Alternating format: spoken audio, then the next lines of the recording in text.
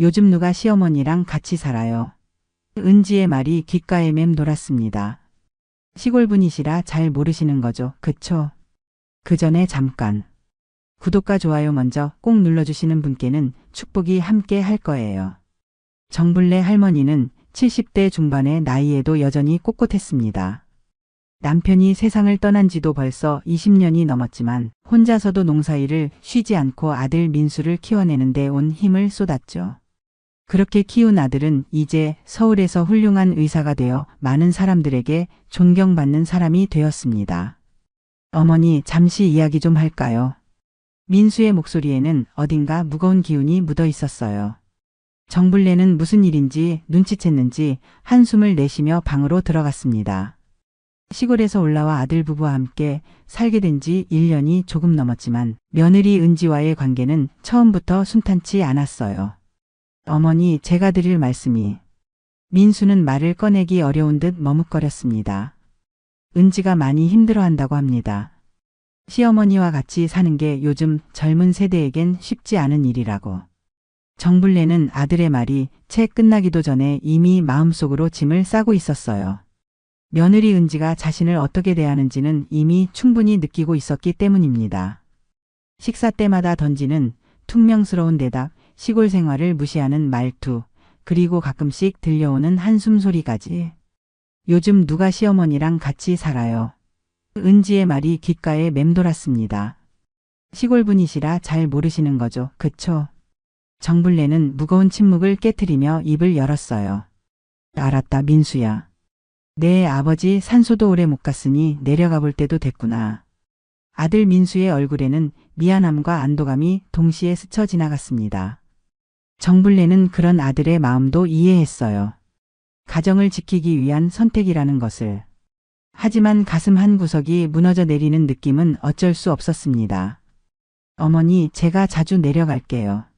그리고 생활비도 매달 보내드릴 테니까. 정블레는 손사래를 치며 웃었어요.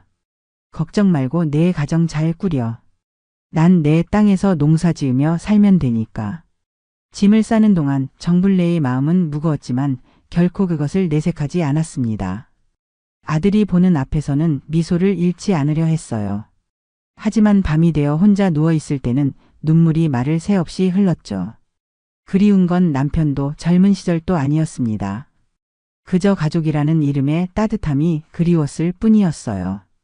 기차를 타고 고향으로 돌아가는 창밖으로 스쳐 지나가는 풍경들이 참 낯설게 느껴졌습니다. 한평생 살아온 고향으로 돌아가는 길인데 마치 처음 가는 곳처럼 모든 것이 새롭게 보였어요.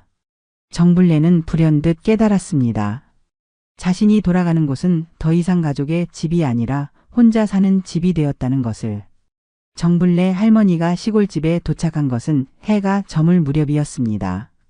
짐을 내려놓고 집 안을 둘러보니 오랫동안 사람이 살지 않은 집 특유의 냄새가 코끝을 찔렀어요. 먼지가 수북이 쌓인 가구들, 거미줄이 내려앉은 천장, 그리고 어딘가 모르게 스며드는 쓸쓸함이 그녀를 반겼습니다. 이제 여기가 내 집이구나. 정블레는 한숨을 내쉬었어요. 창문을 열어 환기를 시키고 빗자루를 들어 바닥에 먼지를 쓸어냈습니다. 아무리 서울에서 귀한 대접을 받지 못했어도 평생 부지런히 살아온 그녀에게 집 안을 정리하는 일은 그리 어렵지 않았죠. 하지만 청소를 마치고 부엌에 서서 혼자 먹을 저녁을 준비하는 순간 문득 눈물이 왈칵 쏟아질 뻔했습니다. 참아야지. 울면 뭐가 달라지겠어. 정블레는 서둘러 눈물을 훔치고 밥을 지었습니다. 평생 세 식구, 네 식구 밥을 해왔던 그녀에게 혼자 먹을 밥을 짓는 일은 낯설었어요. 밥솥에 쌀을 한 컵만 넣으니 어쩐지 허전했습니다. 그래도 한평생 농사지으며 먹을 것 걱정은 없이 살아왔으니 그것만은 다행이라고 스스로를 위로했어요. 저녁을 먹고 난 뒤 정블레는 마당에 나가 밤하늘을 바라보았습니다. 서울에서는 보기 힘들었던 별들이 시골 하늘에 가득했어요. 그 별들을 보며 남편과 함께했던 젊은 시절 아이를 키우며 고생했던 중년의 나날들을 떠올렸습니다. 인생이란 참 빠르게 지나가는 것이었죠. 문득 작은 축사 쪽에서 소리가 들려왔습니다. 정블레는 손전등을 들고 소리가 나는 쪽으로 걸어갔어요. 축사는 오래전에 소를 팔고 난 뒤로 비어 있었지만 이따금 들짐승이 들어오기도 했기 때문입니다. 누구냐? 거기. 손전등 빛을 비추자 축사 구석에서 하얀 덩어리가 움찔거렸습니다. 자세히 보니 그것은 진돗개 새끼였어요. 온몸이 하얀 털로 덮인 강아지는 추위에 떨고 있었고 경계하는 눈빛으로 정불래를 바라보고 있었습니다. 이런 너는 또 어디서 왔니? 정불래는 조심스럽게 다가갔지만 강아지는 겁에 질려 더 구석으로 움츠러들었어요. 그녀는 서둘러 집으로 돌아가 남은 밥과 국을 그릇에 담아왔습니다. 조심스럽게 그릇을 강아지 앞에 놓고 몇 걸음 물러섰어요. 먹어라, 배고프지? 처음에는 의심스러운 눈초리로 바라보던 강아지가 서서히 음식 쪽으로 다가왔습니다. 허기진 상태였는지 음식을 개걸스럽게 먹기 시작했어요. 정불래는 그런 강아지를 바라보며 문득 미소를 지었습니다. 오랜만에 짓는 진심 어린 미소였죠. 너도 버려졌구나. 나랑 같네. 강아지가 음식을 다 먹자 정불래는 조심스럽게 손을 내밀었습니다. 처음에는 경계하던 강아지가 서서히 그녀의 손길에 코를 비볐어요. 그 순간 정불래의 가슴에 따뜻한 무언가가 피어올랐습니다. 이제부터 내 이름은 흰둥이다. 내가 널 키울게. 흰둥이는 마치 그 말을 알아들은 듯 꼬리를 살짝 흔들었습니다. 정불래는 그날 밤 흰둥이를 집 안으로 데려와 담요를 깔아주었어요. 오랜만에 찾아온 따뜻한 온기에 흰둥이는 금세 곤히 잠들었습니다. 이제 우리 둘이 잘 살아보자. 정불래는 잠든 흰둥이의 머리를 쓰다듬으며 속삭였습니다. 갑자기 찾아온 이 작은 생명체가 그녀의 외로움에 온기를 불어넣어주는 것만 같았어요. 그렇게 정불래의 새로운 시작, 흰둥이와의 첫 만남은 예상치 못했던 따뜻함으로 채워졌습니다. 한 달이 지나고 정불래와 흰둥이 사이에는 특별한 교감이 형성되었습니다. 아침이면 흰둥이는 정불래보다 먼저 일어나 그녀가 깨어날 때까지 옆에서 기다렸어요. 눈을 뜬 정불래에게 반갑게 꼬리를 흔들며 하루를 시작하는 인사를 건넸죠. 흰둥아, 잘 잤니? 정불래는 매일 아침 밥을 짓기 전에 흰둥이에게 먼저 인사를 했습니다. 이제 그녀에게 하루의 시작은 흰둥이와의 인사로 비롯되었어요. 흰둥이는 놀라울 정도로 빠르게 자랐습니다. 처음 만났을 때는 작은 덩어리에 불과했지만 이제는 어엿한 진돗개의 모습을 갖춰가고 있었어요. 정불래는 마당에 작은 계집을 만들어 주었지만 흰둥이는 매일 밤 현관문 앞에서 집을 지키듯 누워 있었습니다. 봄이 깊어가던 어느 날 정불래는 텃밭에 상추와 고추 모종을 심고 있었어요. 흰둥이는 언제나처럼 그녀 곁에서 맴돌며 가끔은 장난스럽게 호미 끝을 물기도 했습니다. 갑자기 마당 밖에서 소리가 들렸고 이내 낯선 남자가 대문을 열고 들어왔어요. 할머니, 혹시 개 파실 생각 없으세요? 저 진돗개 새끼 참 좋아 보이는데요. 정불래는 놀라 고개를 들었습니다.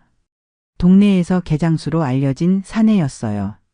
그는 흰둥이를 탐욕스러운 눈으로 바라보고 있었습니다. 얘는 팔 생각 없어요. 우리 집 개니까 그냥 가세요. 정불래의 목소리는 단호했어요. 진돗개 맞죠? 혈통 좋아 보이는데. 돈 많이 드릴게요. 개장수는 한 발짝 다가왔고 흰둥이는 으르렁거리며 정불래 앞을 막아섰습니다. 아직 어린 나이였지만 주인을 지키려는 본능이 강하게 작용했어요. 말했잖아요. 팔 생각 없다고. 얼른 나가세요. 정불래는 호미를 꽉 쥐고 일어섰습니다. 개장수는 몇 번 더 설득을 시도했지만 결국 정불래의 단호함에 물러섰어요. 그가 떠난 후 정불래는 흰둥이를 꼭 안아주었습니다. 괜찮아, 흰둥아. 내가 널 지켜줄게. 그 일이 있고 나서 정불래는 흰둥이가 혼자 마당 밖으로 나가지 못하게 더 주의했습니다. 하지만 흰둥이는 날이 갈수록 호기심이 많아졌고 가끔은 정불래가 농사일을 하는 동안 담을 넘어 마을을 배회하기도 했어요. 어느 더운 여름날 정불래는 논에 물을 대고 있었습니다. 흰둥이는 언제나처럼 그녀를 따라다녔지만 문득 멀리서 들려오는 게 짖는 소리에 귀를 쫑긋 세웠어요. 그리고는 갑자기 논두렁을 따라 달려가기 시작했습니다. 흰둥아, 어디 가니? 정불래가 소리쳤지만 흰둥이는 이미 멀어지고 있었어요. 정불래는 불안한 마음에 서둘러 농기구를 내려놓고 흰둥이를 쫓아갔습니다. 마을 뒷산으로 이어지는 좁은 길을 따라가다 보니 멀리서 개들이 싸우는 소리가 들려왔어요. 심장이 쿵쾅거렸습니다. 흰둥아. 정불래가 숨을 헐떡이며 도착한 곳에서 끔찍한 광경이 펼쳐졌습니다. 마을에서 소문난 미친 개가 흰둥이를 공격하고 있었어요. 아직 어린 흰둥이는 필사적으로 저항하고 있었지만 상대는 훨씬 컸고 사나웠습니다. 정불래는 망설임 없이 손에 들고 있던 지팡이를 휘둘렀어요. 저리가. 우리 흰둥이 건들지 마. 미친 개는 잠시 정불래를 노려보다가 으르렁거리며 물러났습니다. 흰둥이는 몸 여기저기에 상처를 입었지만 다행히 크게 다치지는 않았어요. 정불래는 떨리는 손으로 흰둥이를 안아 올렸습니다. 괜찮아, 이제 괜찮아. 그날 밤 정불래는 흰둥이의 상처를 정성껏 치료해 주었습니다. 민수에게 전화해 동물병원에 데려가야 할지 물었지만 다행히 상처는 깊지 않았어요. 흰둥이는 정불래의 손길이 닿을 때마다 꼬리를 흔들며 그녀를 위로하는 듯 했습니다. 넌 정말 용감한 아이구나. 하지만 다음부턴 조심해야 해. 그 일이 있고 난 뒤 흰둥이와 정불래 사이에는 더욱 끈끈한 정이 자라났습니다. 말 없는 유대감이 그들을 하나로 묶어주었어요. 정불래에게 흰둥이는 더 이상 그저 키우는 개가 아니라 함께 시련을 이겨내는 진정한 가족이 되었습니다. 가을이 깊어가는 어느 날 정불래의 휴대전화가 울렸습니다. 아들 민수였어요. 서울에서 내려온 지 반년이 넘었지만 아들은 한 번도 찾아오지 않았습니다. 전화로 안부를 묻는 것이 전부였죠. 어머니 잘 지내고 계세요? 이번 주말에 은지와 함께 내려갈까 해요. 정불래는 놀라움을 감출 수 없었어요. 며느리 은지가 시골에 내려온다니 이건 정말 예상치 못한 소식이었습니다. 그래? 오랜만이구나. 내려올 거면 미리 알려주렴. 집 좀 정리해야지. 전화를 끊고 나서 정불래는 갑자기 분주해졌습니다. 집 안팎을 깨끗이 청소하고 서울에서 내려오는 아들과 며느리를 위해 김치도 담그고 밑반찬도 몇 가지 준비했어요. 흰둥이는 그런 정불래를 따라다니며 호기심 어린 눈으로 바라보았습니다. 흰둥아, 우리 아들이랑 며느리가 온대. 너도 인사 잘 해야 한다. 흰둥이는 마치 알아들은 듯 꼬리를 흔들었습니다. 이제 다 자란 흰둥이는 튼튼하고 아름다운 진돗개로 성장했어요. 하얀 털은 언제나 윤기가 흘렀고 당당한 자세와 영리한 눈빛은 그 누구도 흠잡을 데 없었죠. 주말이 되자 민수와 은지가 마침내 도착했습니다. 민수는 어머니를 반갑게 안아주었지만 은지의 표정은 여전히 냉랭했어요. 흰둥이가 짖으며 달려오자 민수는 놀란 눈으로 바라보았습니다. 어머니, 이 개는 어디서 구하셨어요? 진돗개 같은데. 정불래는 흰둥이를 쓰다듬으며 미소 지었어요. 작년 겨울에 축사에서 발견했지. 이제는 내 가족이나 다름없어. 은지는 갑자기 흰둥이에게 관심을 보였습니다. 평소에는 시어머니의 말에 귀를 기울이지 않던 그녀가 흰둥이를 유심히 바라보며 다가왔어요. 와, 이거 진짜 순종 진돗개 같은데요. 요새 진돗개 값이 장난 아니라던데. 정불래는 은지의 말투에서 뭔가 불길한 예감을 느꼈습니다. 그녀의 눈빛에는 흰둥이를 바라보는 따뜻함이 아니라 무언가를 계산하는 듯한 차가움이 있었어요. 저녁 식사를 하는 동안 은지는 몇 번이고 흰둥이 이야기를 꺼냈습니다.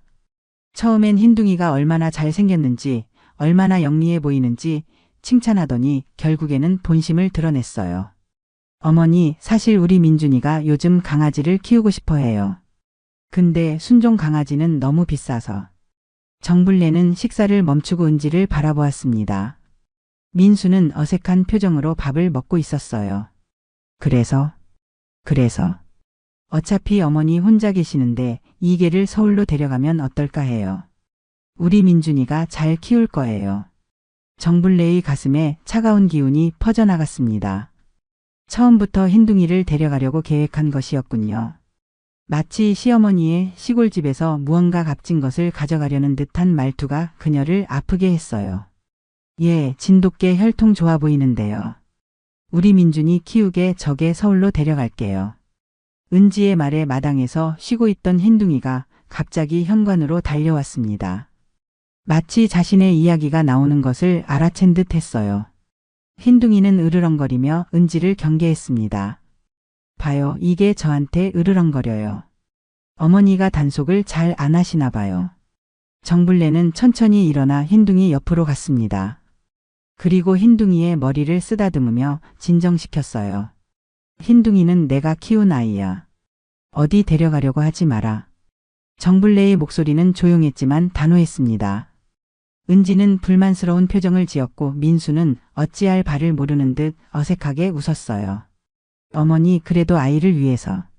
민수야, 내 아들을 위해서라면 새 강아지를 사주렴. 흰둥이는 나한테 가족이야. 정블레의 말에 방 안에 침묵이 흘렀습니다. 은지는 입술을 깨물며 불쾌한 표정을 감추지 못했고 민수는 한숨을 내쉬었어요. 흰둥이는 그런 정블레의 곁에서 꼼짝 않고 있었습니다. 그날 밤 정블레는 잠을 이루지 못했어요. 아들과 며느리는 작은 방에서 자고 있었지만 정블레는 혹시 몰래 흰둥이를 데려갈까 봐 마음이 불안했습니다. 흰둥이는 마치 그 마음을 읽은 듯 평소보다 더 가까이 정블레 옆에 누워 있었어요. 걱정 마, 흰둥아. 내가 널 지켜줄게. 정블레는 흰둥이의 따뜻한 털을 쓰다듬으며 속삭였습니다. 그리고 다음날 은지와 민수가 떠날 때까지 흰둥이를 한시도 눈에서 떼지 않았어요. 결국 갈등 끝에 흰둥이는 정블레의 곁에 남게 되었습니다. 깊은 겨울이 찾아왔습니다. 마을 전체가 하얀 눈으로 덮이고 차가운 바람이 창문을 두드렸어요. 정블레는 아침 일찍 일어나 방 안의 난로에 불을 지폈습니다. 겨울이 되면 가장 먼저 하는 일이었죠. 흰둥이도 눈을 비비며 일어나 정블레 곁으로 다가왔어요. 흰둥아, 잘 잤니? 오늘은 참 춥구나. 정블레는 흰둥이의 머리를 쓰다듬었습니다. 이제 흰둥이는 완전히 성견이 되어 당당한 진돗개의 모습을 갖추었어요. 하얀 털은 겨울눈과 닮아 있었고 매서운 눈빛은 언제나 주인을 지키겠다는 의지로 가득했습니다. 오늘은 눈이 많이 왔네. 마당 좀 치우고 와야겠다. 정블레는 두꺼운 외투를 걸치고 마당으로 나갔습니다. 흰둥이도 그 뒤를 따랐어요. 눈이 무릎까지 왔지만 정블레는 꾸준히 마당에 눈을 치웠습니다. 나이가 들었다고 해서 일손을 놓지 않았어요. 평생 부지런히 살아온 그녀에게 일은 삶의 일부였습니다. 몇 시간 동안 눈을 치우고 축사 주변도 정리한 정블레는 문득 피로감을 느꼈어요. 평소보다 더 추운 날씨 탓인지 가슴 한편이 무겁게 느껴졌습니다. 숨이 조금 가빠지기도 했어요. 흰둥아, 오늘은 좀 쉬어야겠다. 할머니가 좀 피곤하구나. 정블레는 천천히 집 안으로 들어왔습니다. 난로 앞에 앉아 몸을 녹이니 조금 나아졌어요. 하지만 여전히 가슴이 답답했고 어깨가 무거웠습니다. 흰둥이는 걱정스러운 눈빛으로 정블레를 바라보았어요. 괜찮아, 잠깐만 누워있으면 나아질 거야. 정블레는 방으로 들어가 이불을 펴고 누웠습니다. 방 안의 난로 덕분에 따뜻했어요. 흰둥이는 정블레 옆에 웅크리고 앉아 그녀를 지켜보았습니다. 평소와 다른 주인의 모습에 불안한 기색이 역력했어요. 흰둥아, 할머니 곁에 있어줘서 고마워. 내가 있어서 난 외롭지 않아. 정블레는 흰둥이의 머리를 쓰다듬었습니다. 따뜻한 이불 속에 누워 있으니 점점 나른해졌어요. 창밖으로는 여전히 눈이 내리고 있었고 난로의 불빛이 벽에 춤추는 그림자를 만들었습니다. 그런 광경을 바라보다 정블레는 어느새 까무룩 잠이 들었어요. 꿈속에서 정블레는 젊은 시절의 자신을 보았습니다. 남편과 함께 밭을 일구고 어린 민수를 업고 일하던 시절이었어요. 그 시절에 행복했던 순간들이 물결처럼 밀려왔다가 사라졌습니다. 꿈은 점점 더 깊어졌고 정블레는 점점 더 깊은 잠에 빠져들었어요. 한편 방 안에는 무언가 이상한 기운이 감돌기 시작했습니다. 난로에서 타던 장작 하나가 튀어올라 바닥에 떨어졌어요. 마른 바닥에 불씨가 옮겨붙었고 천천히 연기가 피어올랐습니다. 하지만 깊은 잠에 빠진 정블레는 그 사실을 알지 못했어요. 흰둥이는 처음에는 가만히 주인 곁에 앉아 있었습니다. 하지만 점점 연기가 짙어지자 불안하게 주위를 살폈어요. 코를 킁킁거리며 연기의 근원지를 찾았고 바닥에서 타오르기 시작한 불을 발견했습니다. 흰둥이의 눈에는 공포가 서렸어요. 난로 근처의 바닥은 이미 불길이 번지고 있었습니다. 흰둥이는 본능적으로 위험을 감지하고 정불래를 깨우려 했어요. 하지만 정불래는 깊은 잠에 빠져 있었습니다. 어쩌면 평소보다 더 무리하게 일한 탓에 또는 나이가 들어 더 깊이 잠든 탓에 그녀는 흰둥이의 작은 울음소리에도 반응하지 않았어요. 방 안의 연기는 점점 짙어졌고 공기는 탁해졌습니다. 흰둥이는 더욱 불안해하며 정불래 주변을 맴돌았어요. 간간히 짖기도 하고 앞발로 정불래의 이불을 긁기도 했습니다. 하지만 정불래는 여전히 깨어나지 않았어요. 창밖에서는 눈이 더욱 거세게 내리고 있었습니다. 산골 마을의 겨울은 항상 고요했고 사람들은 대부분 자기 집에 머물러 있었기 때문에 누구도 정불래의 집에서 무슨 일이 일어나고 있는지 알지 못했어요. 정불래와 흰둥이, 그들은 이 위기의 순간에 완전히 혼자였습니다. 흰둥이의 눈에는 결의가 서렸습니다. 이대로는 안 된다는 듯 더 적극적으로 정불래를 깨우기 시작했어요. 짖는 소리는 더 커졌고 앞발로 정불래의 얼굴을 살짝 건드리기도 했습니다. 하지만 여전히 정불래는 잠에서 깨어나지 않았어요. 방 안의 연기는 점점 더 짙어졌습니다. 바닥에서 시작된 불길은 이제 벽을 타고 올라가기 시작했어요. 흰둥이는 공포에 질린 눈으로 주변을 살폈습니다. 진돗개 특유의 예민한 감각으로 상황이 얼마나 위험한지 본능적으로 알고 있었죠. 으르렁. 흰둥이는 낮게 울음소리를 냈습니다. 그리고는 좀 더 큰 소리로 짖기 시작했어요. 멍, 멍, 멍. 하지만 정불래는 여전히 깊은 잠에서 깨어나지 않았습니다.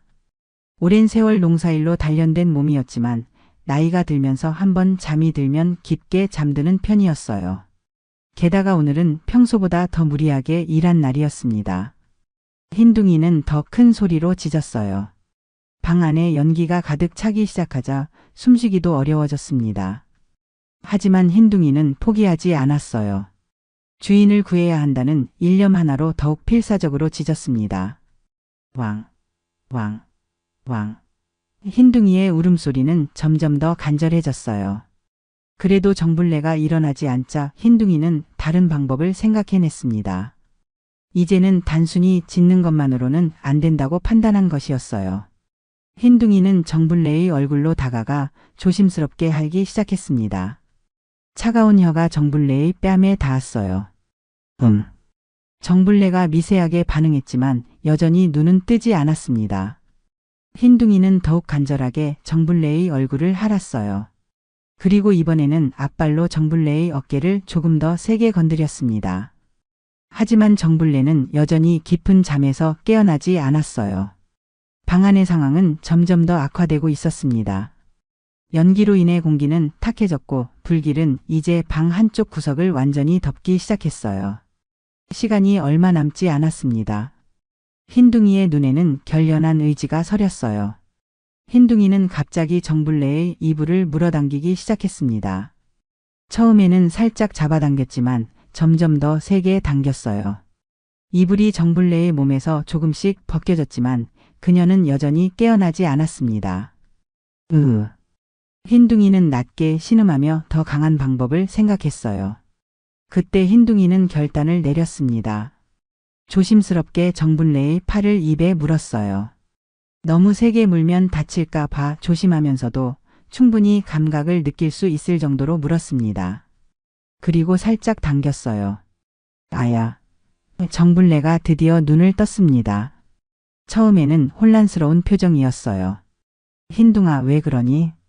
하지만 곧 정불래는 주변 상황을 파악했습니다. 방 안에 가득 찬 연기와 한쪽에서 번지고 있는 불길이 눈에 들어왔어요. 놀라서 벌떡 일어났지만 갑자기 일어난 탓에 현기증이 났습니다. 어떡하지? 불이야. 정불래는 당황했지만 흰둥이는 침착했습니다. 마치 길을 안내하듯 문 쪽으로 가서 정불래를 기다렸어요. 정블레는 흐릿한 시야 속에서도 흰둥이의 하얀 털을 구분할 수 있었습니다. 그 하얀 빛을 따라 천천히 이동했어요. 흰둥아, 잠깐만 기다려. 숨이 가빠지고 연기 때문에 목이 따가웠지만 정블레는 흰둥이를 따라 한 걸음 한 걸음 나아갔습니다. 흰둥이는 가끔 뒤돌아보며 정블레가 따라오는지 확인했어요. 그리고 계속해서 앞으로 나아갔습니다. 불길은 점점 더 거세졌고 방 안의 온도는 계속 올라갔어요. 정블레는 손수건으로 입을 가리고 최대한 몸을 낮추었습니다. 흰둥이도 낮은 자세로 이동하며 정블레를 인도했어요. 드디어 문에 도착했지만 문손잡이는 이미 뜨거워져 있었습니다. 정블레는 손을 데일 뻔했어요. 흰둥이는 그것을 보고 갑자기 몸을 돌려 다른 쪽을 가리켰습니다. 마치 다른 출구가 있다고 말하는 것 같았어요. 어디로 가자는 거니?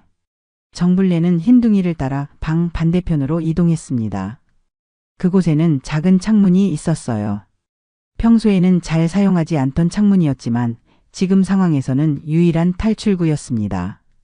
흰둥이는 그 창문을 향해 뛰어 올랐습니다. 몇 번 시도한 끝에 창문을 열 수 있었어요. 차가운 겨울 공기가 방 안으로 들어왔고 연기가 조금씩 빠져나갔습니다. 거기로 나가란 말이구나. 정블레는 그제야 흰둥이의 의도를 이해했습니다. 나이든 몸으로 창문을 넘기는 쉽지 않았지만 다른 선택지가 없었어요. 정블레는 온 힘을 다해 창문 틀을 잡고 몸을 끌어올렸습니다. 힘들구나. 흰둥이는 창문 밖에서 정블레를 기다렸습니다.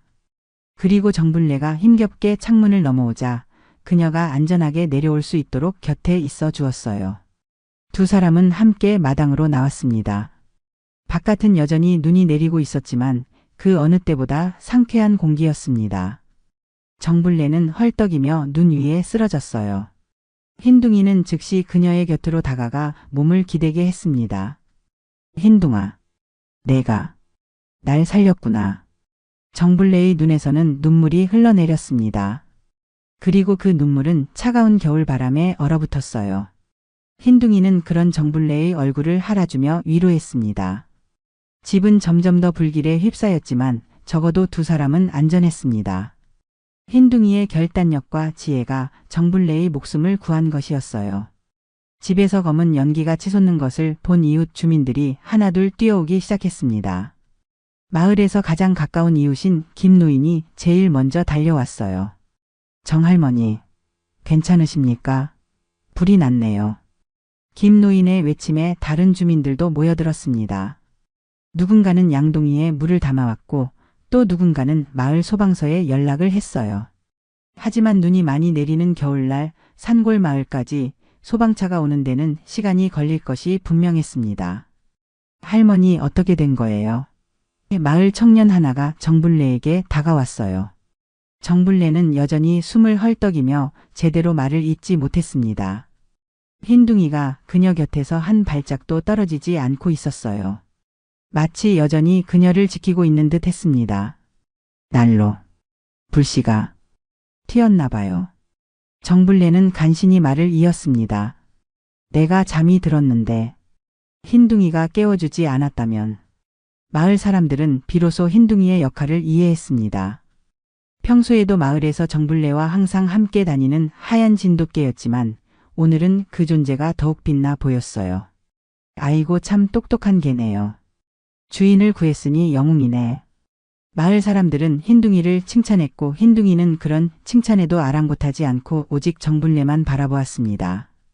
정블레의 안전이 자신의 유일한 관심사인 것처럼요. 불은 점점 더 거세졌고 결국 소방차는 도착했지만 집의 상당 부분이 이미 불에 타버린 후였습니다. 소방관들은 최대한 불을 진압했지만 정블레의 집은 더 이상 살 수 없는 상태가 되었어요. 할머니, 걱정 마세요. 우선 우리 집에서 지내시면 됩니다. 김 노인의 부인이 정블레에게 말했습니다. 정블레는 고개를 끄덕였지만 눈빛은 공허했어요. 평생 살아온 집이 사라진다는 것은 큰 상실감을 주었습니다. 흰둥이는 그런 정블레의 마음을 아는지 더욱 가까이 붙어온기를 전했어요. 소방차가 떠나고 마을 사람들도 하나둘 자리를 떠났습니다. 정불래는 김노인 부부의 집으로 향했고 흰둥이도 당연히 함께였어요. 김노인의 부인은 따뜻한 차를 내오며 정불래를 위로했습니다. 얼마나 놀라셨어요. 그나저나 정말 다행이에요. 흰둥이가 없었다면 상상하기도 싫네요. 정불래는 조용히 고개를 끄덕였습니다. 갑자기 눈물이 왈칵 쏟아졌어요. 그동안 강하게 버텨왔던 감정의 둑이 무너진 것 같았습니다. 우리 흰둥이. 내가 널 키운 줄 알았는데 내가 날 살렸구나. 흰둥이는 정불래의 무릎에 머리를 기대고 가만히 있었습니다. 두 사람 사이에는 말없는 교감이 깊게 흐르고 있었어요. 그날 밤 정불래는 김노인 부부의 작은 방에서 흰둥이와 함께 잠을 청했습니다. 평소에는 개를 방 안에 들이지 않는 것이 시골의 관습이었지만 오늘만큼은 누구도 뭐라 할 수 없었어요. 흰둥이는 정불래의 발치에 웅크리고 누워 깊은 잠에 빠졌습니다. 하루 종일의 긴장과 공포가 풀린 듯 했어요. 정불래는 잠들기 전에 문득 휴대전화를 떠올렸습니다. 아들 민수에게 이 소식을 알려야 했어요. 하지만 휴대전화는 불타버린 집 안에 있었습니다. 내일 김노인에게 전화를 빌려야겠다고 생각하며 정불래도 눈을 감았습니다. 이튿날 정불래는 김노인의 전화로 민수에게 연락을 했습니다. 불이 났다는 소식에 민수는 매우 놀랐고 즉시 내려오겠다고 했어요. 어머니, 제가 당장 내려갈게요. 괜찮으세요? 다치신 데는 없으시죠? 정불래는 아들의 걱정에 마음이 따뜻해졌습니다. 괜찮다, 아들아. 내 걱정 덕분에 나는 멀쩡하다. 특히 우리 흰둥이 덕분에. 흰둥이요? 그래, 흰둥이가 날 깨워서 불에서 탈출하게 해줬어. 그 아이가 없었다면 난 오늘 이 전화도 못 걸었을 거야. 전화를 끊고 나서 정불래는 마당에 앉아있는 흰둥이에게 다가갔습니다. 흰둥이는 여전히 경계를 늦추지 않고 주변을 살피고 있었어요. 마치 또 다른 위험이 다가올지 모른다는 듯이요. 흰둥아, 내 덕분에 살았구나. 고맙다. 정불래는 흰둥이를 꼭 안아주었습니다. 흰둥이의 하얀 털은 어제의 화재로 그을음이 묻어 있었지만 여전히 아름다웠어요. 정불래는 흰둥이의 몸을 조심스럽게 살폈습니다. 다행히 크게 다친 곳은 없었어요. 몇 시간 후 민수가 도착했습니다. 이번에는 은지 없이 혼자 왔어요. 민수는 어머니를 보자마자 달려와 안아주었습니다. 어머니, 정말 괜찮으세요? 얼마나 놀라셨어요. 정불래는 미소를 지었습니다. 괜찮다, 아들아. 난 튼튼하잖니. 민수는 불에 탄 집터를 둘러보며 한숨을 내쉬었어요. 어머니, 이제 서울로 올라오세요. 제가 모시겠습니다. 하지만 정불래는 고개를 저었습니다. 아니야, 민수야. 난 여기서 살 거야. 이게 내 고향이고 내 삶이란다. 하지만 집이 없어졌는데 어떡해. 우리 마을 공터에 있는 작은 집이 비어 있다. 거기서 살면 되지. 나한테는 많이 불편하지 않아. 민수는 더 설득하려 했지만 정불래의 결심은 확고했습니다. 평생 자신의 터전을 지켜온 그녀에게 고향을 떠난다는 것은 생각할 수 없는 일이었어요. 그리고 무엇보다 흰둥이가 있었습니다. 정불래에게 흰둥이는 이제 단순한 반려동물이 아니라 생명의 은인이자 진정한 가족이었어요. 흰둥이도 정불래 곁을 떠나지 않겠다는 듯 계속해서 그녀의 곁을 지켰습니다. 며칠 후 정불래는 마을 공터에 있는 작은 집으로 이사했습니다. 민수는 서울로 돌아가기 전에 어머니가 새 집에 정착하는 것을 도왔어요. 가구도 새로 사고 생활용품도 구비했습니다. 무엇보다 안전을 위해 새 난로와 화재 경보기도 설치했습니다. 어머니, 정말 여기서 살겠다는 마음 확실하세요? 서울에 오시면 더 편하실 텐데. 정불래는 따뜻한 미소를 지으며 민수의 손을 잡았습니다. 아들아, 내 삶은 여기 있단다. 이 마을, 이 공기, 그리고 이 사람들. 모두 내 삶의 일부야. 그리고 무엇보다. 그녀는 마당에서 뛰어노는 흰둥이를 바라보았어요. 무엇보다 흰둥이가 있잖니. 민수도 흰둥이를 바라보았습니다. 이제 그는 흰둥이가 단순한 반려견이 아니라 어머니의 목숨을 구한 은인임을 알고 있었어요. 어머니, 정말 흰둥이가 대단하네요. 어떻게 그런 위험 상황에서 그렇게 행동할 수 있었을까요? 흰둥이는 특별한 아이야. 처음 만났을 때부터 알았지. 이 아이는 단순한 개가 아니라고. 정블레의 눈에는 자랑스러움이 가득했습니다. 우리는 서로를 이해해. 말이 필요 없는 그런 이해지. 민수는 마지막으로 어머니를 꼭 안아주고 서울로 돌아갔습니다. 떠나기 전에 한 가지 더 약속했어요. 어머니, 다음 달부터는 저희가 더 자주 내려올게요. 은지도 데려올게요. 정블레는 아들의 말에 미소 지었지만 마음 한구석에는 의문이 있었습니다. 며느리 은지가 정말로 달라졌을까? 하지만 그런 생각은 금방 접었어요. 지금 중요한 것은 현재 자신과 함께 있는 존재, 바로 흰둥이였습니다. 민수가 떠난 후 정블레와 흰둥이는 새로운 집에서의 생활에 적응해 나갔습니다. 집은 예전보다 작았지만 두 사람에게는 충분했어요. 오히려 아늑하다고 느껴질 정도였습니다. 흰둥아, 이제 우리 새 집이다. 마음에 드니? 흰둥이는 꼬리를 흔들며 집 안을 돌아다녔습니다. 마치 모든 구석구석을 확인하며 안전한지 점검하는 것 같았어요. 그리고는 정블레 곁으로 돌아와 그녀의 무릎에 머리를 기대었습니다. 정블레는 흰둥이의 머리를 쓰다듬었어요. 내가 없었으면 어쩔 뻔했니? 내가 널 구했다고 생각했는데 결국은 내가 날 구했구나. 창밖으로 눈이 조용히 내리고 있었습니다. 하얀 눈은 흰둥이의 털색과 같았어요. 마을 전체가 하얀 세상으로 변해가는 모습은 마치 동화 속 세상 같았습니다. 날이 갈수록 정블레와 흰둥이의 유대는 더욱 깊어졌습니다. 이제 흰둥이는 단순한 반려견이 아니라 정블레의 진정한 가족이었어요. 아침에 함께 일어나 아침 식사를 하고 간단한 마을 산책을 다니며 때로는 텃밭을 가꾸는 일을 도와주기도 했습니다. 흰둥아, 저기 홈이 좀 물어다 줄래? 흰둥이는 마치 사람의 말을 모두 이해하는 것처럼 정확하게 지시를 따랐습니다. 그리고는 정블레 옆에서 그녀가 텃밭을 가꾸는 모습을 지켜보았어요. 정블레는 간간히 흰둥이에게 작은 간식을 건네며 보상을 했습니다. 마을 사람들도 이제는 흰둥이를 다르게 바라보았습니다. 단순한 개가 아니라 주인의 목숨을 구한 영웅으로요. 길을 지나가면 어린아이들이 저기 용감한 흰둥이다 라고 외치기도 했어요. 하지만 흰둥이는 여전히 오직 정블레만을 바라보았습니다. 어느 날 저녁 정블레는 라디오를 들으며 뜨개질을 하고 있었습니다. 흰둥이는 그녀의 발치에 누워 평화롭게 잠들어 있었어요. 갑자기 노크 소리가 들렸습니다. 문을 열어보니 민수와 은지 그리고 민준이 서 있었어요. 어머니, 깜짝 놀라셨죠? 주말이라 갑자기 내려왔어요. 민수가 웃으며 말했습니다. 정블레는 깜짝 놀랐지만 금세 반가움이 밀려왔습니다. 어머, 이게 웬일이니? 들어오너라.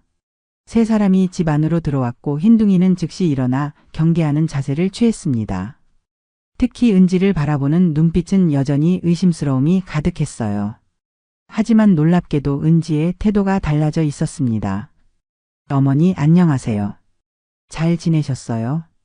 그녀의 목소리에는 이전의 차가움이 없었어요. 더 놀라운 것은 은지가 흰둥이에게 다가가 무릎을 꿇고 앉은 것이었습니다. 안녕, 흰둥아. 우리 어머니 목숨 구해줘서 고마워. 흰둥이는 처음에는 경계했지만 서서히 은지의 손길을 받아들이기 시작했어요. 민준이도 조심스럽게 흰둥이에게 다가갔습니다. 할머니, 흰둥이 정말 대단해요. 영웅이네요. 그날 밤 가족들은 함께 식사를 하며 이야기를 나눴습니다. 은지는 어머니에게 진심으로 사과했어요. 어머니, 제가 전에 어머니를 잘 대하지 못했던 것 정말 죄송해요. 그때 제가 어리석었어요. 정블레는 은지의 손을 잡아주었습니다. 괜찮다. 이제 다 지나간 일이야.